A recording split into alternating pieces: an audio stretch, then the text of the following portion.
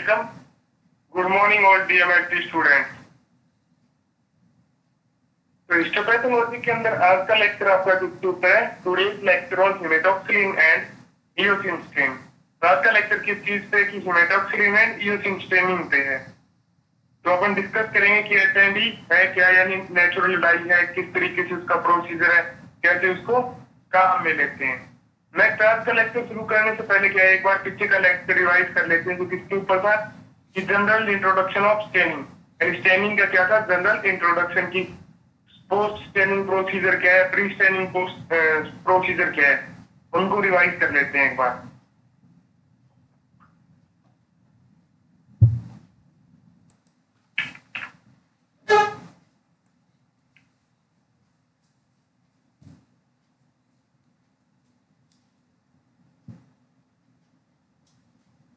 तो basic information about staining, staining की क्या बेसिक इंफॉर्मेशन, उससे रिलेटेड जानकारी। तो उसमें देखिए सबसे पहले unstained section are very little used for the study of internal structure of tissue as the cellular component can not be differentiate clearly. यानी अनस्टेन्ड सेक्शन यानी बिना स्टेन किए हुए section are very little used for the study, यानी बहुत ही कम काम में लिए जाते हैं इन्वेस्टिगेशन के लिए। स्टडी यानी उसके अध्ययन के लिए, उसके इन्वेस्टिगेशन के लिए। The internal structure of tissue as the cellular component can not be differentiate clearly. और बिना स्टेन की स्लाइड के अंदर सेक्शन के अंदर क्या है, जो उसकी इंटरनल स्ट्रक्चर है और जो सेलुलर कंपोनेंट है, सेलुलर ऑर्गन्स है, उनको क्या है ना डिफरेंशिएट नहीं कर सकते अच्छे तरीके से। Next, stain section provide excellent detail of cellular component in comparison to unstain section. यानी स्टेन किए हुए जो सेक्शन है वो क्या अच्छे तरीके से सेलुलर डिटेल प्रोवाइड करवाते हैं, किसके कंपैरिजन में, अनस्टेन सेक्शन के। Next, these biological stain are prepare from dye which are naturally synthetic, which are naturally और सिंथेटिक। और ये जो बायोलॉजिकल स्टेन्स है जो अपन काम में लेते हैं वो कैसी होती है, नेचुरली यानी प्राकृतिक, और सिंथेटिक यानी जो ह्यूमंस के द्वारा बनाई हुई, दोनों प्रकार की होती है। नेचुरल डाई का एग्जांपल क्या है, हेमेटोक्सिलिन।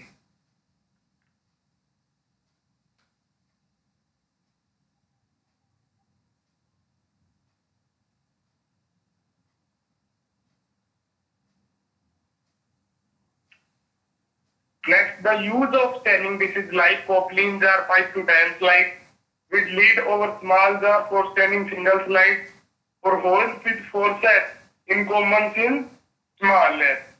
यानी क्या है, अगर आप 5 से 10 स्लाइड को स्टेन करना चाहते हो एक साथ तो किसको काम में लेते हैं, कोपलिन जार को। और अगर क्या है कि आप क्या एक ही स्लाइड को स्टेन कर रहे हो तो स्मॉल जार को काम में लोगे, सिंगल जार को। और छोटी लैब्स के अंदर क्या है कि स्लाइड को फोर्सेप्स से पकड़ के भी स्ट्रेन करते हैं।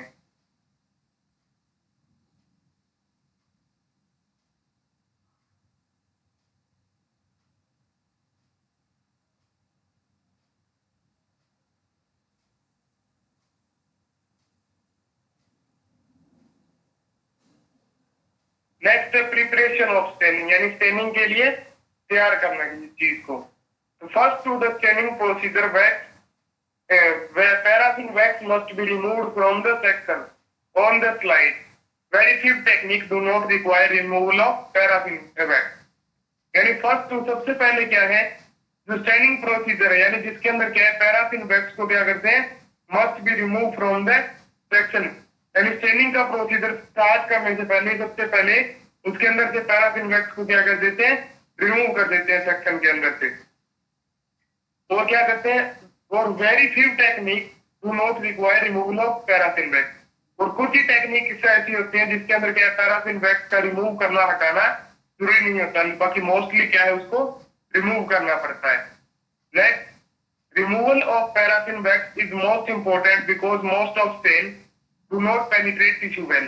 तो पैराफिन वैक्स को रिमूव करना इसलिए जरूरी है क्योंकि क्या है, ज्यादातर स्टेनिंग जो रिएजेंट है वो क्या अच्छे तरीके से टिश्यू को पेनिट्रेट नहीं कर पाती, इसलिए क्या है पैराफिन वैक्स को रिमूव कर देते हैं। रिमूव करने से क्या है, टिश्यू सेक्शन के अंदर जगह बन जाती है, प्लेस बन जाता है जिसके अंदर स्टेन एंटर हो सके, इसलिए क्या है उसको रिमूव करते हैं। Next, follow steps are used involved in the process of staining. और निम्नलिखित जो मतलब जो स्टेप्स है वो क्या है, किसमें इन्वॉल्व है, स्टेनिंग के अंदर।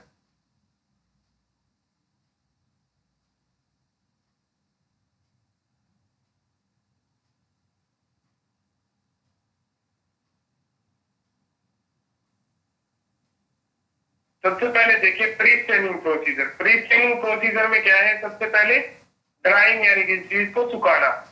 तो carefully check that the slide are completely dry in the hot air oven before proceeding for removal of paraffin wax. यानी केयरफुली ड्राइंग का मतलब क्या है कि माइक्रोटोमी के अंदर आपने लास्ट में देखा था कि स्लाइड जो है, सेक्शन है, उसको वाटर बाथ से लेके किसमें रख लिया था, हॉट एयर ओवन में रख दिया था, ताकि उसके ऊपर जो वाटर के मॉलिक्यूल्स है वो क्या हो जाए, ड्राई हो जाए, सूख जाए अच्छे तरीके से। तो स्टेनिंग के अंदर प्री स्टेनिंग यानी स्टेनिंग से पहले के प्रोसीजर में क्या आता है, सबसे पहले ड्राइंग आता है कि स्लाइड पूरी तरीके से ड्राई है या नहीं है। तो केयरफुली चेक दैट यानी अच्छी तरीके से चेक करते हैं कि slides are completely dry in the hot air oven before proceeding for the removal of wax. यानी अच्छे तरीके से चेक करते हैं सेक्शन को कि वो हॉट एयर ओवन में ड्राई हो चुका है, सूख चुका है या नहीं है, यानी स्लाइड अच्छे तरीके से सूख चुकी है या नहीं सूख चुकी। किस चीज से पहले, कि पैराफिन वैक्स को रिमूव करने से पहले। Next, if slides are not completely dry in the hot air oven the section are slowed during the staining. और अगर क्या है, स्लाइड अच्छे तरीके से ड्राई नहीं हुई है हॉट एयर ओवन में पूरे तरीके से, तो क्या होगा, जो सेक्शन है वो क्या करने लगेगा, फ्लोट करने लगेगा, तैरने लगेगा। किसके टाइम पे, स्टेनिंग के टाइम पे।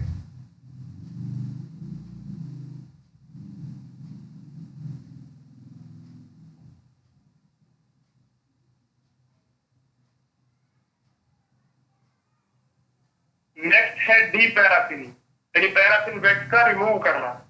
तो डी पैराफिनिंग में देखिए, to remove the paraffin wax from the section take the slide from hot air oven and allow it to cool at room temperature. To remove the paraffin wax from the take the section from hot air oven, यानी paraffin wax को remove करने के लिए सबसे पहले क्या है, section या स्लाइड को किससे लेंगे, हॉट एयर ओवन से बाहर निकालेंगे। और बाहर निकाल के उसको अलाउ करेंगे कि उसका जो टेम्परेचर है वो किसके इक्वल हो जाए, रूम टेम्परेचर के इक्वल हो जाए। Next, place slide in the xylene for 5 minutes and then add in additional xylene for 5 minutes. This will adequately remove the wax from the section. और क्या स्लाइड को किसमें रखेंगे, हॉट एयर ओवन से निकाल के xylene में डाल देंगे सेक्शन को, जिससे क्या 5 मिनट के लिए उसके अंदर से क्या है कि जो पैराफिन वैक्स है वो रिमूव हो जाए अच्छे तरीके से। फिर एडिशनल xylene में डाल देंगे, जिससे क्या है कि जो रिमूवल का प्रोसीजर है वो क्या हो जाए, फास्ट हो जाए। यानी उसको एडिशनल xylene में डालने से क्या होगा कि जो क्लियरिंग है, यानी पैराफिन वैक्स का जो बाहर निकलना है वो क्या होगा, जल्दी होगा। Next, hydration. To complete the hydration of section pass through decreasing rates of alcohol, absolute alcohol 100%, 90%, 70%, 50% and finally in the distilled water. और हाइड्रेशन क्या है,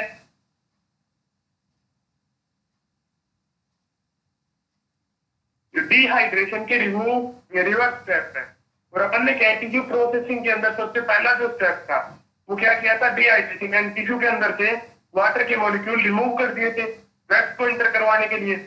जबकि स्टेनिंग से पहले क्या करते हैं, टिश्यू को हाइड्रेशन करते हैं, क्योंकि जो स्टेनिंग रिएजेंट है वो वाटर के अंदर क्या होता है, मिक्सएबल होता है अच्छे तरीके से। तो to complete the hydration of section, यानी सेक्शन का जो हाइड्रेशन करने के लिए pass through to decreasing rates of alcohol, section को किससे पास करते हैं अपन, डिक्रीजिंग रेट्स ऑफ अल्कोहल से पास करते हैं। जिसके अंदर क्या आता है कि सबसे पहले टिश्यू को डालते हैं एब्सोल्यूट अल्कोहल में, यानी 100% अल्कोहल में, फिर 100 से 90 में, 90 से 70 में, 70 से 50% अल्कोहल में, और लास्ट में किसके अंदर डाल देते हैं उसको, डिस्टिल्ड वाटर के अंदर, जिससे क्या है कि कंप्लीटली उसका हाइड्रेशन कंप्लीट हो जाता है। तो प्री स्टेनिंग प्रोसीजर में 3 स्टेप्स है, एक तो क्या है ड्राइंग, एक डीपैराफिनिंग और क्या है हाइड्रेशन। नेक्स्ट है पोस्ट स्टेनिंग प्रोसीजर, यानी स्टेनिंग के बाद के जो प्रोसीजर है वो। तो इसमें क्या है 3 प्रकार के स्टेप है इसमें, यानी डिहाइड्रेशन, जो आपने हाइड्रेशन किया था स्टेनिंग से पहले वो स्टेनिंग के बाद में वापस क्या कर देते हैं, डिहाइड्रेशन यानी वाटर के मॉलिक्यूल्स को बाहर निकाल देते हैं। फिर है क्लियरिंग यानी डिहाइड्रेटिंग रिएजेंट को क्लियर करना, और फिर क्या है, माउंटिंग। तो सबसे पहले देखिए dehydration. The steps of dehydration are reverse of hydration, यानी डिहाइड्रेशन के जो स्टेप है वो किसके रिवर्स है, हाइड्रेशन के उल्टा है। यानी डिहाइड्रेशन में क्या होगा, इंक्रीजिंग ग्रेड्स ऑफ अल्कोहल को अपन काम में लेंगे, यानी ग्रेड को बढ़ाएंगे। That's use in of increasing rates of alcohol. और डिहाइड्रेशन में क्या होता है कि इंक्रीजिंग रेट्स ऑफ अल्कोहल के अंदर सेक्शन को डालते हैं। नेक्स्ट है clearing. After dehydration the section are clear in xylene which make the tissue transparent. और क्या है कि क्लियरिंग डिहाइड्रेशन कंप्लीट होने के बाद डिहाइड्रेटिंग रिएजेंट को बाहर निकालने के लिए क्या डालते हैं, xylene, और जो टिश्यू को कैसा बनाती है, ट्रांसपेरेंट। नेक्स्ट है माउंटिंग। माउंटिंग मतलब क्या होता है, placing the cover slip on the mounting media laid over the specimen is called mounting। यानी क्या है कि जो स्लाइड है जिसके ऊपर सेक्शन है उसके ऊपर माउंटिंग मीडिया डाल के और उसके ऊपर कवर स्लिप को प्लेस करना, पूरे तरीके से उसको ढक्कन की तरह कवर करना, लीड की तरह, उसी प्रोसीजर को क्या बोलते हैं, माउंटिंग। तो प्री स्टेनिंग में तो 3 स्टेप थे। स्टेनिंग से पहले तो सबसे पहले ड्राइंग, फिर डीपैराफिनिंग और फिर हाइड्रेशन। और पोस्ट स्टेनिंग में मतलब स्टेनिंग के बाद में क्या है, 3 स्टेप है, यानी डिहाइड्रेशन, क्लियरिंग और माउंटिंग। नेक्स्ट ये स्टेप है, तो सबसे ऊपर क्या है कि ये सबसे पहले ऊपर है प्री स्टेनिंग प्रोसीजर यानी डीपैराफिनिंग, हाइड्रेशन, और फिर है स्टेनिंग, फिर है पोस्ट स्टेनिंग यानी हाइड्रेशन और माउंटिंग, डिहाइड्रेशन और माउंटिंग।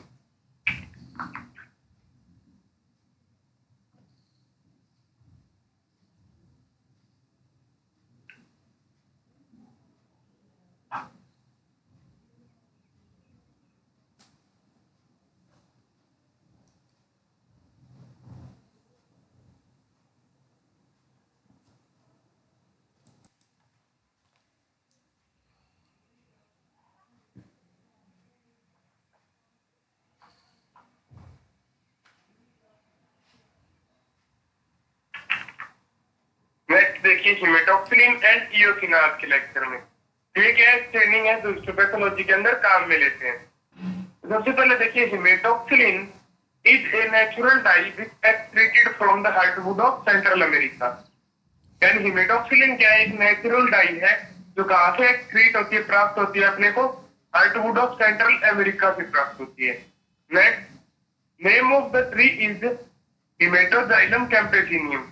और उस पेड़ का क्या नाम है जिससे क्या है हिमेटॉक्सिलिन प्राप्त होती है, अपने को मिलती है, उसका क्या नाम है, haematoxylum campechianum. Next, haematoxylin is most important staining reagent use in histology work. और हिमेटॉक्सिलिन क्या है, स्टेनिंग रिएजेंट है, वह स्टेनिंग रिएजेंट है जो हिस्टोपैथोलॉजी के अंदर सबसे ज्यादा काम में लिया जाता है। Next, in natural condition hematoxylin have little affinity for tissue but in combination with modern aluminium, iron, copper और salt। और क्या है कि इन नेचुरल कंडीशन यानी नेचुरल कंडीशन के अंदर क्या है कि जो है हिमेटॉक्सिलिन की क्या होती है, एफिनिटी जो है यानी लगाव टिश्यू किससे, टिश्यू से, और उसके अंदर जो न्यूक्लियस प्रेजेंट है उससे वो एफिनिटी क्या होती है, बहुत ही कम होती है।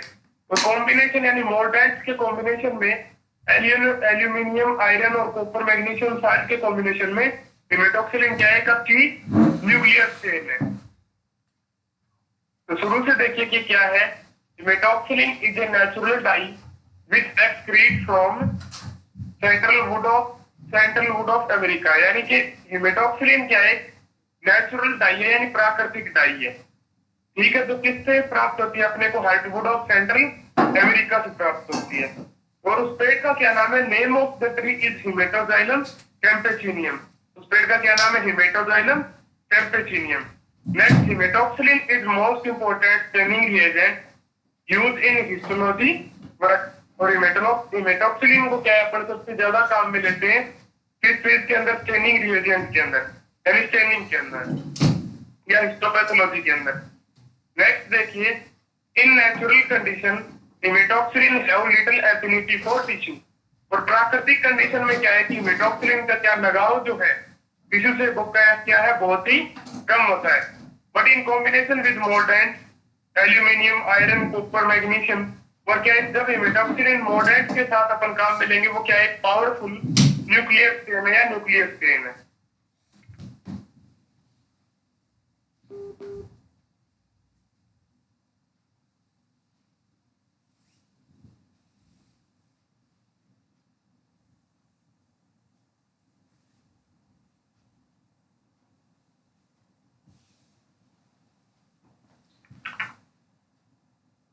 Next, it is powerful nuclear chain and chromatin chain. और ये कैसी होती है मोर्डेंट्स के कॉम्बिनेशन में, कि पावरफुल न्यूक्लियर चेन है, यानी न्यूक्लियस को चेन करने वाली चेन है, और क्या है, क्रोमेटिन को भी चेन करती है, यानी क्रोमोसोम्स को भी चेन करती है। Next, the active colour reagent hemetin is formed by oxidation of hematoxylin. This process is known as retinning. यानी द एक्टिव कलर रिएजेंट हेमेटिन, जो कलर रिएजेंट है हेमेटॉक्सिलिन के अंदर हेमेटिन, वो किससे प्राप्त होता है, फॉर्म यानी बनता है किससे, ऑक्सीडेशन ऑफ हेमेटॉक्सिलिन, यानी हेमेटिन के ऑक्सीडेशन से क्या है, हेमेटॉक्सिलिन बनता है।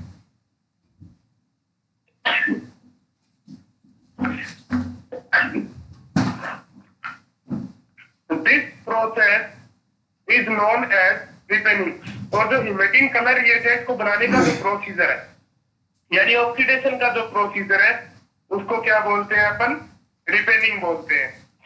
Next, ripening take several days to several weeks unless it is fastened by addition of oxidizing reagent such as mercury chloride, hydrogen peroxide और sodium iodide।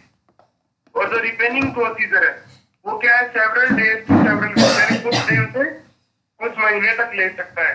ठीक है, उसको फास्ट करने के लिए अपन क्या करते हैं कि उसमें ऑक्सीडाइजिंग रिएजेंट ऐड कर देते हैं। कौन से, मर्क्यूरिक ऑक्साइड ऐड कर देते हैं, या हाइड्रोजन पेरोक्साइड ऐड कर देते हैं, या फिर सोडियम आयोडाइड को ऐड कर देते हैं, जिससे उसका जो रिपेनिंग का प्रोसीजर है, यानी हेमेटिन कलर रिएजेंट बनाने का प्रोसीजर है, वो फास्ट हो जाएगा। Section stain with haematoxylin may be counter stain, eosin, safranin या कॉन्ग्रेट इज यूज्ड। और तो अपन क्या है, हिस्टोपैथोलॉजी के अंदर अगर हेमेटॉक्सिलिन को काम में लेंगे तो उसके अंदर काउंटर स्टेन यानी साथ में स्टेनिंग कौन सी काम में ली जाती है, या तो यूसिन या सैफ्रेनिन या फिर Congo red is use, Congo red stain को काम में लेते हैं। तो शुरू से देखिए ये क्या है कि it is powerful nuclear stain and chromatin stain. और हेमेटॉक्सिलिन क्या है कि न्यूक्लियस को स्टेन करने वाली स्टेन है, न्यूक्लियर स्टेन है, किसके कॉम्बिनेशन में, मोर्डेंट्स के कॉम्बिनेशन में। अगर अकेले काम में लेंगे तो उसकी एफिनिटी क्या होती है, बहुत कम होती है। और क्रोमेटिन को भी क्या है, स्टेन करती है। Next, the active colour reagent haematein is form by oxidation of haematoxylin. This process is known as ripening. और जो एक्टिव कलर रिएजेंट है, सक्रिय कलर रिएजेंट है किसका, हेमेटिन का, जो क्या है कि टिश्यू को कलर प्रोवाइड करवाता है, वो किससे बनता है, कि हेमेटॉक्सिलिन के ऑक्सीडेशन से बनता है। और इस ऑक्सीडेशन प्रोसीजर को क्या बोलते हैं, रिपेनिंग बोलते हैं। और ripening take several days to weeks until it is passed by addition of an oxidizing reagent such as mercury oxide, hydrogen peroxide और सोडियम आयोडाइड। अगर रिपेनिंग का जो प्रोसीजर है वो डायरेक्ट करेंगे बिना किसी एडिशन के, तो क्या होगा कि उसमें कुछ दिन से कुछ हफ्ते तक लग जाते हैं। जबकि उसमें क्या है कि ऑक्सीडाइजिंग रिएजेंट ऐड करके कौन से, या तो मर्क्यूरिक ऑक्साइड या फिर हाइड्रोजन पेरोक्साइड या सोडियम आयोडाइड डाल के क्या उसको फास्ट कर देते हैं। Next, section stain with haematoxylin में भी counter stand eosin, safranin, congruent is used. और हेमेटॉक्सिलिन के साथ अगर स्टेन करेंगे सेक्शन को, तो उसके साथ काउंटर स्टेन कौन सी काम में लेंगे, eosin या safranin को काम में लेंगे।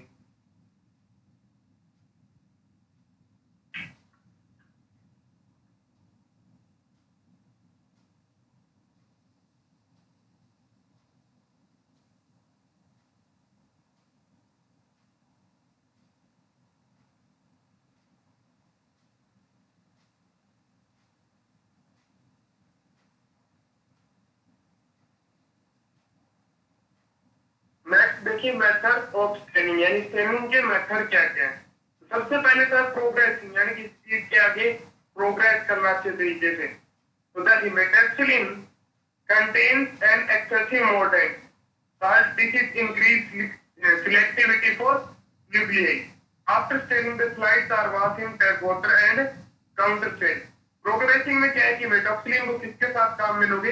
एक्सेसिव मॉडरेट या साल्ट के साथ, जो क्या कर देगा उसकी जो सिलेक्टिविटी है वो किसके लिए बढ़ा देगा? न्यूक्लियस के लिए। After staining the slide are wash in water and counter stain. और क्या है कि स्टेनिंग के बाद में क्या है कि सेक्शन को किससे वॉश करोगे आप? वाटर या फिर काउंटर स्टेन से। नेक्स्ट है रिग्रेसिंग। Progressing के उल्टा, this is accomplished by massively in neutral solution of methoxylin. This is removed by alcohol. इसमें क्या होता है कि methoxylin साथ में क्या नेचुरल कंडीशन में काम करती है और वो क्या एक्सेसिव स्ट्रेन कर देती है, यानी बहुत ज्यादा कलर प्रोवाइड करवा देती है सेक्शन को।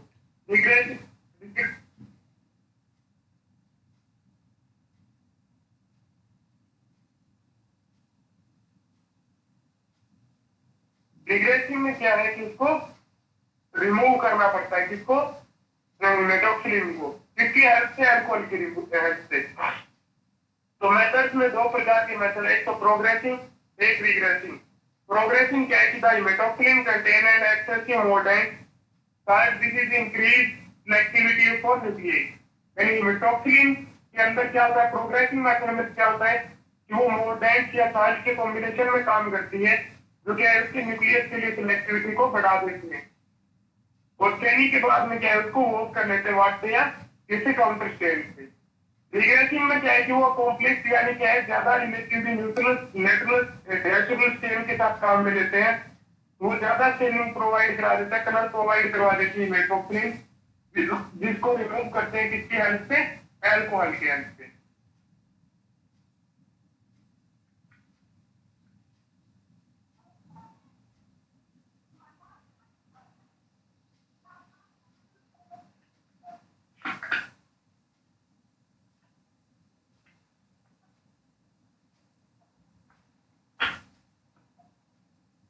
नेक्स्ट देखिए, हैरिस एनम मेटॉक्सिलिन का कंपोजिशन, यानी कंपोजिशन क्या है? कंपोजिट कैसी बनी किन किन चीजों से? तो सबसे ज्यादा मेटॉक्सिलिन काम में ली जाती है वो कौन सी है? हैरिस एनम मेटॉक्सिलिन है। तो इसके अंदर क्या क्या चीजें काम में आती है? सबसे पहले तो है मेटॉक्सिलिन क्रिस्टल, कितने gram? 5 gram. Absolute alcohol 50 ml। Ammonium और पोटेशियम एनम कितना? 100 ग्राम। और डिस्टिल वाटर कितना? 100 ml। और मर्क्यूरी ऑक्साइड कितना? 2.5 ग्राम। शुरू से देखिए ये क्या है? मेटॉक्सिलिन क्रिस्टल कितना है? 5 gram. Absolute alcohol 50 ml 50 ml। Ammonium और पोटेशियम एटम कितना है? 100 ग्राम या 100 ग्राम। डिस्टिल वाटर कितना है? 100 ग्राम या 100 ग्राम, सॉरी 100 ml। और मर्क्यूरी ऑक्साइड कितना है? 2.5 ग्राम। इन सभी को कंपोजिट करने के बाद क्या बनता है? हैरिस एनम मेटॉक्सिलिन बनती है। तो इसको बनाने का प्रोसीजर क्या है वो देख लेते हैं एक बार। प्रोसीजर में क्या होता है कि dissolve haematoxylin in alcohol, the alum in the water and add to haematoxylin. यानी जो हेमेटॉक्सिलिन है 5 ग्राम, उसको किसमें ऐड करना था? अल्कोहल के अंदर। और उस एनम जो काम में लिया था 100 ग्राम पोटेशियम और अमोनियम, उसको किसके अंदर मिक्स कर दिया आपने? 100 ml डिस्टिल वाटर में। और उन दोनों को क्या प्रोवाइड करवाई आपने? हीट प्रोवाइड करवाई, अच्छे तरीके से गर्म किया उसको। Next mix first and second solution, यानी क्या है जिसमें एक में तो क्या है फर्स्ट कौन सा हो गया? जिसमें हेमेटॉक्सिलिन आपने अल्कोहल में डिसॉल्व की थी। और सेकंड सॉल्यूशन कौन सा हो गया? जिसमें क्या है आपने वाटर के अंदर एनम डिसॉल्व किया था। इन दोनों सॉल्यूशन को हीट प्रोवाइड करवा के गर्म करके क्या कर लेते हैं? मिक्स कर लेते हैं। नेक्स्ट मिक्स करने के बाद bring to boil mix solution as soon as possible, यानी क्या अच्छे तरीके से गर्म करेंगे मिक्स करने के बाद जहां तक अपने से हो सके, जहां तक पॉसिबल हो। Next remove from the heat and add mercury oxide. और फिर क्या है उसको रिमूव करेंगे, किसको? सॉल्यूशन को जो मिक्स किया था आपने हीट करने के बाद। फिर उसमें क्या ऐड कर देंगे? मर्क्यूरी ऑक्साइड स्लोली यानी धीरे धीरे। और reheat it until it become dark purple. तो उसको फिर वापस हीट करेंगे, गर्म करेंगे, कब तक? जब तक उसका कलर कैसा ना हो जाए? डार्क पर्पल कलर का ना हो जाए, यानी बैंगनी सा ना हो जाए। Next, remove from the heat and plunge the vessels into wash basin of cold water until it cools. और फिर उस जो प्लस आपने गैस जो भी आप मटेरियल यानी जो भी इक्विपमेंट या फिर बीकर काम में ले रहे हो यानी प्लंज काम में ले रहे हो, उसको हीट से रिमूव करके किस में रखोगे? वॉश बेसिन के अंदर। और वाटर को यानी पानी को शुरू कर दोगे जिससे क्या है वो जल्दी से कोल्ड हो जाएगी। और कोल्ड होने के बाद, ठंडी होने के बाद पेन क्या हो जाएगी? रेडी हो जाएगी यूज के लिए। शुरू से देखिए, सबसे पहले तो मेटॉक्सिलिन को डिजोल्व करो एल्कोहल में, और फिर किसको डिजोल्व करोगे? एनम को किसके अंदर डिजोल्व करोगे? वाटर के अंदर। दोनों को मिक्स करोगे, फिर हीट करोगे, गर्म करोगे, फिर गर्म करने के बाद जहां तक गर्म कर सकते हो वहां तक गर्म करोगे, फिर उसमें धीरे धीरे क्या ऐड कर दोगे? Mercuric oxide. और फिर उसको जब तक उसका कलर डार्क पर्पल का ना हो जाए उसको फिर वापस गर्म करते हैं। और गर्म करने के बाद क्या है उसको वॉश बेसिन के अंदर रख देते हैं। Next, the same is ready as it cool. जैसे सेम ठंडी होगी क्या हो जाएगी? तैयार हो जाएगी। Addition of 2 to 4 ml glacial acetic acid per 100 ml of solution increase the precision of nuclear chain. और अगर उसमें 2 से 4 ml क्या ऐड कर दोगे? ग्लेशियर एसिटिक एसिड ऐड कर दोगे पर 100 ml में, तो उसका जो प्रोसीजर है न्यूक्लियस के लिए उसको और इंक्रीज कर देगा वो। नेक्स्ट लेक्चर भी किसके ऊपर कंटिन्यू रहेगा? आपका एसिटिक चेन के ऊपर। इसके अंदर क्या डिस्कस करेंगे? प्रोसीजर को। Thanks to all.